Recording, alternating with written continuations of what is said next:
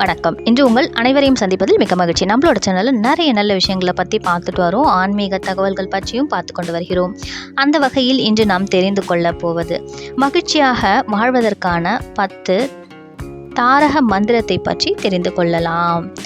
அதாவது சந்தோஷமாக பேசுங்கள், போதுமான நேரம் உறங்குங்கள், பொறுமையாக வேலை செய்யுங்கள், உண்மையாக இருங்கள், யதார்த்தத்தை உணருங்கள், சரியாக திட்டமிடுங்கள், நேர்மையாகவே சம்பாதியுங்கள், தொடர்ந்து சேமியுங்கள், நாகரிகமாக நடந்து கொள்ளுங்கள், எதிர்பார்ப்பின்றி அன்பு செலுத்துங்கள்.